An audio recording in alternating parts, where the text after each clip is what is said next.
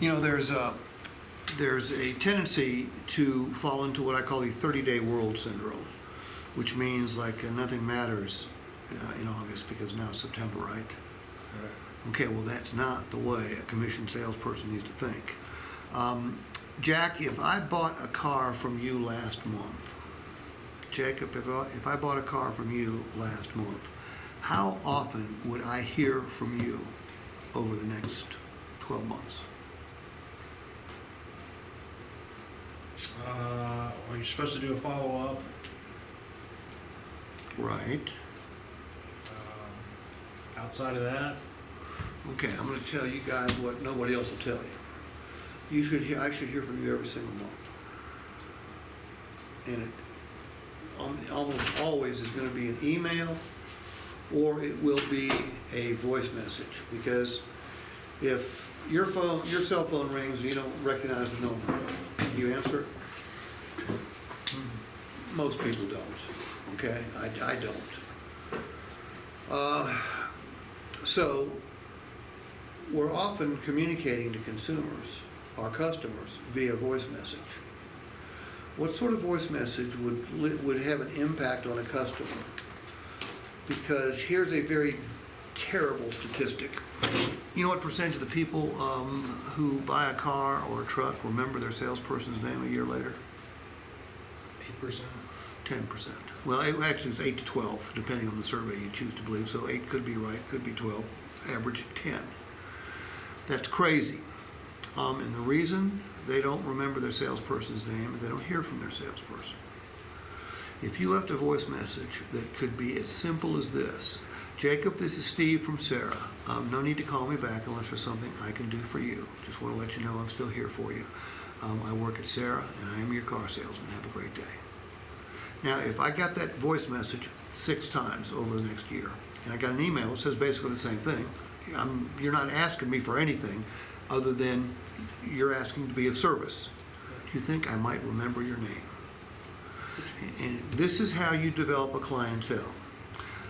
Because if I remember your name, and I'm on the golf course, or I'm at a bar, or I'm at a party, or I'm at a dinner, or I'm at work, and someone says, hey, I'm looking for a car, I might say, hey, you need to see my man Jacob. Okay, he's over at Sarah.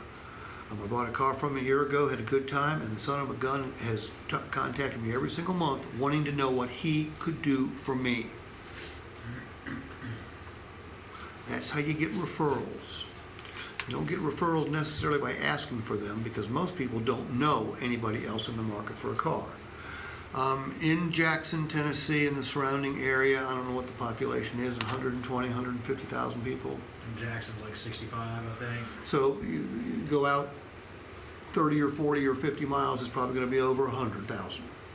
You know what percentage of those people are in the market for a car right now? 15,000? 5%. So you might be right. If it's 100,000, that means 5,000 people are in the market for a car. So a small percentage of the population at any one time is in the market for a vehicle. However, when someone woke up this morning and they decide they were in the market for a car or a truck, what do most of them do? Go to the internet. What they should be doing is calling you, or calling you, or calling you, or having them talk to one of their friends who says, hey, you need to go see Jay, you need to go see Jack, you need to go see Jacob.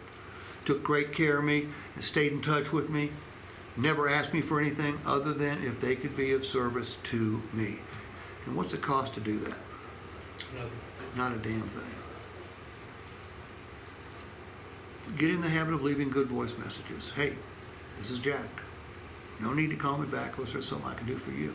People are going to go, God damn, that guy just cares about working for me. And they won't forget who you are. Will it get you repeat business? Absolutely. But more importantly, it'll get you referrals, because as one salesman told me, this is a guy that averaged 57 units a month, made $459,000 a year. This was before the pandemic. Sheesh. And what he told me is, he said, Steve, I've become a lot of people's favorite car salesperson. And this was like 6 or 7 or 8 years ago that he told me this. So I started asking my friends who aren't in the car business. I'd say, hey, who's your favorite car salesperson? And they looked at me like I had 4 eyes. They would not. Hey, how are you? Good, how are you? Very fine, thank you. They said, well, I don't have a favorite car salesman. I said, you've been buying cars forever. And they said, yeah. I said, why don't you have a favorite car salesperson? They said, well, no one's ever made me their favorite car salesperson. So, do that. All right, break for 15, and then I'm gonna get those things printed, and then you'll be done by 3 o'clock. Cool? You said once a month, the follow-up? Absolutely. Make it simple. Make it an email or a voice message. And if they answer the phone, say, hey, this is Jack. Just call and see if there's anything I can do for you. Now, I'm good. All right. I'm Jack, your car salesman. I'm here at Sarah. Don't forget me. And if they don't forget you, it will pay dividends. Not in the short term, but the long term. Actually, in the short term, it can get you referrals. In the long term, it will get you repeat business. But remember that stat. And again, I go back to what you said earlier. Most salespeople don't do this shit.